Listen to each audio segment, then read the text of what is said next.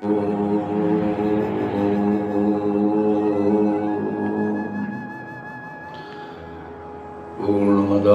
पूर्णमिदं पूर्णात् पूर्णमुदच्यते पूर्णस्य पूर्णमादाय पूर्णमेवावशिष्यते। सर्वप्रथम तो मैं आपको हृदय की गहराइयों से भाव विभोर होकर आशीर्वाद प्रदान करता हूँ, क्योंकि आशीर्वाद इसलिए कि आपका आने वाला भविष्य उज्जवल हो।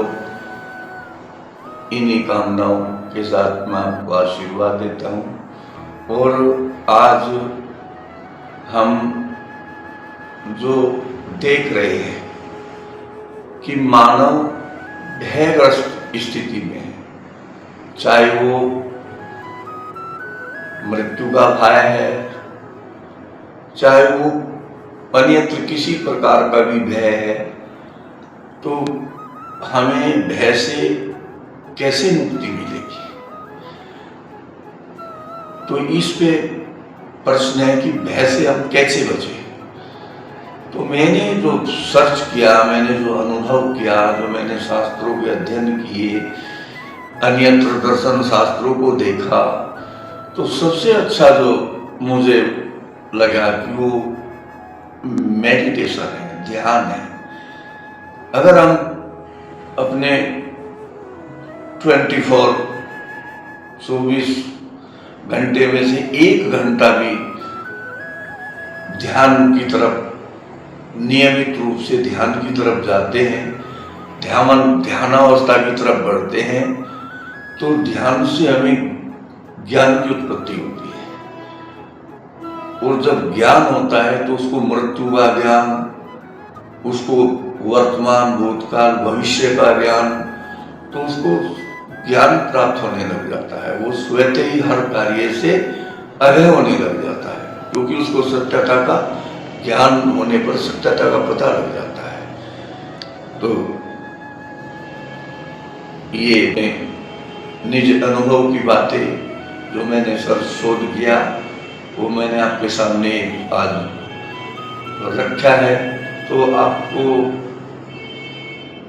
इसमें कहाँ तक आप संतुष्ट हैं, कहाँ तक आप इसको एक्सेप्ट करते हैं, कहाँ तक मेरी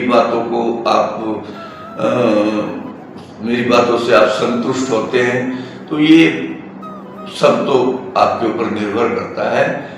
लेकिन मैं ये जो भी कह रहा हूँ ये बिल्कुल सत्य है, जीवन का अनुभव है, और अपने अनुभव की मैं सब बातें बता रहा हूँ कि अभय होने के लिए तो हमें ध्यान अवस्था की तरफ तो चलना ही पड़ेगा। हमें जो से अभी हम ध्यान पे चर्चा कर रहे हैं, तो ध्यान से जो है ज्ञान की उत्पत्ति हमने बताई है, और ध्यान कब कहीं की कैसे करें, या ध्यानावस्था में हम कैसे जाएं, उसके लिए जो है हमें सर्वप्रथम अपने इष्ट, जो हमारे इष्ट होते हैं, इष्ट जो हमारा प्रिय कोई भी देव होता है, जहां पे हम केंद्रित हो सके, ऐसी अवस्था का ध्यान करते हुए, या गुरु स्वरूप का ध्यान करते हुए, पूर्ण गुरु स्वरूप का ध्यान करते हुए हमें ध्यान अवस्था में धीरे धीरे अभ्यास के करने से ये सरल हो जाता है और हमारा ध्यान लगने लग जाता है। और ध्यान अवस्था में जब पूर्ण ध्यान की अवस्था नहीं होती हो, उससे पहली जो ध्यान अवस्था होती है, ऐसी ध्यान अवस्था में प्रभु से वार्तालाप कर सकते हैं।